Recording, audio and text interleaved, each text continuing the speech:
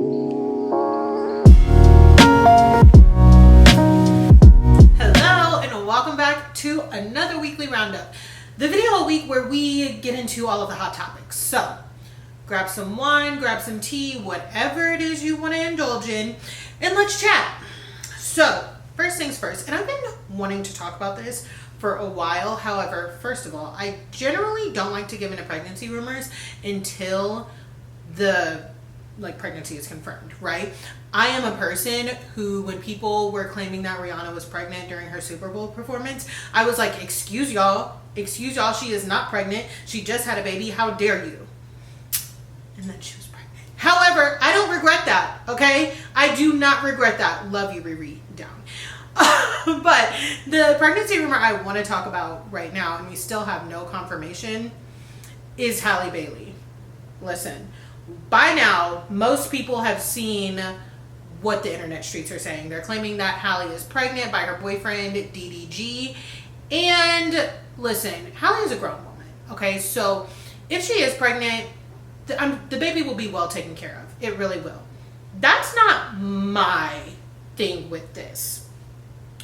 DDG has not necessarily been the most smooth sailing, happy to be there boyfriend to Halle, if you ask me. For some reference, I'm pretty sure there were some comments said when it was announced that she was going to be the Little Mermaid. And of course, there was a lot of backlash, a lot of people, saying racist things like that. And he said, I thought Martin Luther King cured all of that. Now, I hope to God that was a joke. Even if it was a joke. Not the time. Hush it up. Recently, somebody broke into his house just to slap him. And this is your man.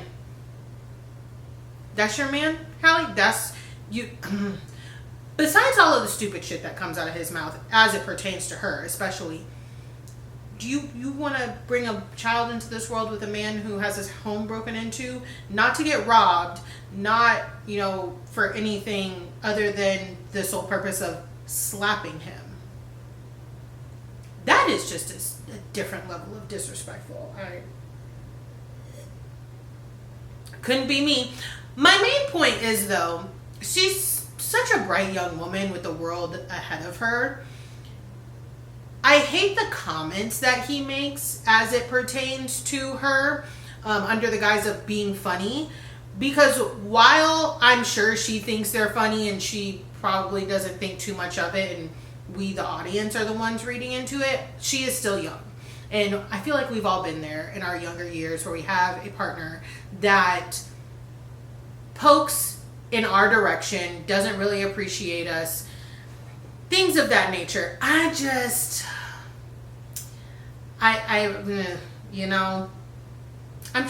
every happiness to them both, okay? And I will say this, I don't blame her either for keeping it under wraps, because there's a lot of people who are talking about, I'm talking about it right now. Okay, so I don't blame her, but I hope he gets it together. I don't want to put the onus on her. I hope he gets it together and realizes who he has on his arm. Okay, I'm gonna leave it there. Next things next. Sophie and Joe. Came out this week that Sophie Turner is suing Joe Jonas, and I love to see it. I don't like to see the dissolution of marriage, okay, but I love to see a girl fight back. I love to see women fighting back, okay? As we all know, Joe and Sophie are getting divorced. He filed, was that probably about 2 weeks ago? And, there was a little bit of a media frenzy, some pictures, some headlines that insinuated that Sophie was suggesting that Sophie might be an absent mother, when we know that she was over across the pond working on a new show. I was one of the first ones to be like, not in my house, okay? Because the headlines, they were getting ridiculous. Joe's camp has since made a statement saying that any headlines and photos were not produced from him or his camp, that they pretty much blaming the media, right? We could choose to believe that. You could choose to believe that. I know what I believe. But pretty much Joe is not giving Sophie their passports so the kids can return to England. It says that they had an agreement what they were to do with their kids, where they were going to live, things of that nature, and now Joe is withholding the passports. What I want to dive into is allegedly, apparently, after they had this conversation, the altercation, before she called her lawyer, said draft up the papes, she was photographed going out to dinner with Taylor Swift. If you don't know, Joe used to date Taylor Swift back in the day. She wrote a song about him. I didn't know what that song was until a follower of mine said, girl, it's Forever and Always, one of her most popular songs. I said, okay, that was a hit. That was one of the Taylor Swift songs I actually knew before I fully knew who she was. Side note, I did discover that there are a couple Taylor Swift songs that you could throw some ass to. I'm not gonna lie, we'll get into that later. However, that was a power move in the media on Sophie's part. When you are a white celebrity, a white woman celebrity, and you link up with Taylor Swift, you gain powers, I'm convinced. Those two linking up is like the strongest two white women can become without damaging anybody else. You know what I mean? Oh, once you get the Swifties on your side, it's over. It's over. Those Swifties come for Beyonce. They're not scared. They're not scared of anyone. I bet you they would take on Nicki Minaj. I think they're crazy enough to. I actually do. But it also said that apparently they went out to eat a second time. There were little photos, and I think all of this is staged. Don't get me wrong. I think it was staged as a FU to Joe. And listen, the streets are saying that apparently Joe filed for divorce in the middle of the night and she didn't know about it. It says that she found out when we found out. If my husband filed for divorce for me and I found out when everybody else found out, you bet your ass I would be doing the pettiest things I could think about. So I don't blame her. I don't blame her. Get those Swifties on your side, chat it up with Taylor, talk shit, make him sweat. Okay? Now, I will say this. I feel bad for the children. However, it's not like anything really bad has come out. But I still always feel bad for the kids. You know? Next thing's next. The internet streets are saying that Pete Davidson and Maddie Klein are dating. And color me confusion, okay? Because last time I checked, Maddie Klein from Outer Banks was dating, I think he was a DJ or an artist, or so she was dating someone not Pete Davidson, okay? Pete Davidson was dating his co-star from Bodies, Bodies, Bodies. I can't remember her name, but she's a real cute girl. So I'm just, color me shocked. Where we are now in pop culture, if anyone dates Pete Davidson, I do believe it's a PR move. However, maybe not a great PR move at this point. Speaking of PR, I saw that his PR team dropped him, and apparently Pete ran into a house, someone's home.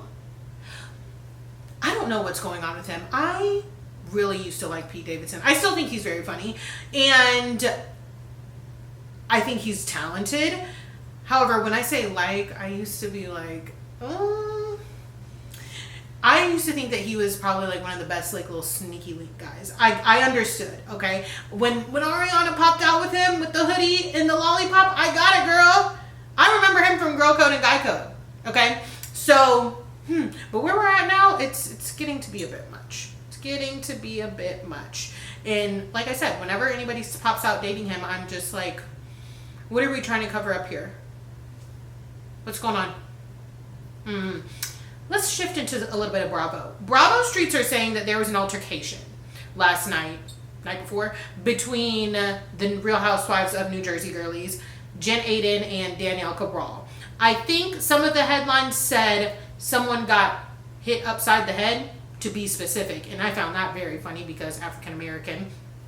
The word on the curb is that it was Danielle busting Jen upside her head with a glass. I don't have any confirmation on that, but the confirmation is that there was a fight. I say so much. Neither here nor there. We're going to keep pushing through better and better each time.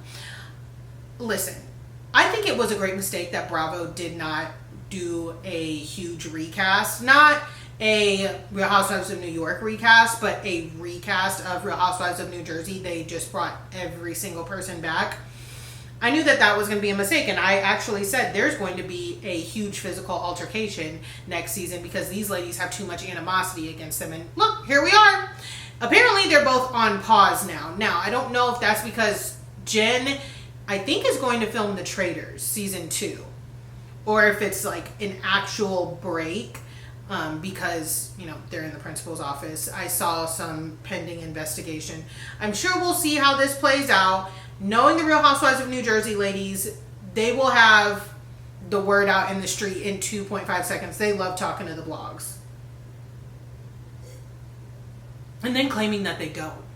And lastly, Real Housewives of Salt Lake City gave us one of the funniest episodes of Real Housewives of all time. Of all time. And none of us were expecting it, which is why I love it so much. Okay? Y'all know, if you've listened to any of my content for however long, that I hate knowing what's to come in the seasons of Real Housewives. So I think the element of surprise that caught us was amazing. I mean, the ladies were drunk, they were fighting, they were drunk fighting. Meredith was possessed. And my favorite type of Meredith Marks is a possessed Meredith Marks. I love... When that chin starts protruding, you can leave. Oh, the women were chugging espresso martinis like they were 20 years old. I'm sorry, how did no one shit their pants? Heather threw up, and that makes sense because they were drinking the espresso martinis with the Baileys in them. They definitely had some cream liqueur in those espresso martinis because they were the lighter colored ones. But how no one's stomach was bubbling amongst all that fighting is beyond me. Mary Cosby starts going... I mean, she delivered hit after hit after hit this episode. And I think that Mary performs best when she is a friend of. Less pressure. But from beginning to finish, first of all, Angie kept screaming her name to come sit by them. She said, stop! Stop screaming my name. I'm not coming to sit by you. Lisa was moaning and groaning about that ring still. And when Meredith said they were going shopping, Mary said, maybe you can get a new ring.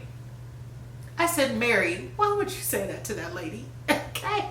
And then when she starts going off on Whitney, which was definitely deserved, she could not get her words right. In a scene that was just hand-delivered to us from God, from the reality TV gods. Heather is puking, and Mary calls upon her to help her with her words and figure out what Whitney was actually calling her back in the day. And Heather arises from her puking just state and so clearly says, predator, and then goes back to puking. It was perfect chaos. Perfect chaos. 10 out of 10, no notes.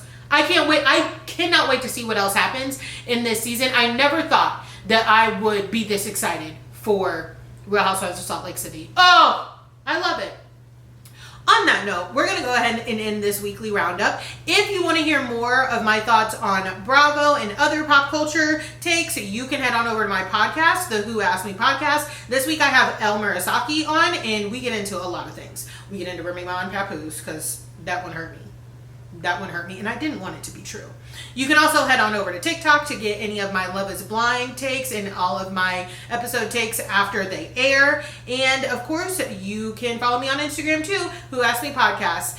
Let me know down in the comments if there are any topics throughout the week that you all want me to touch on, and I will be glad to do so.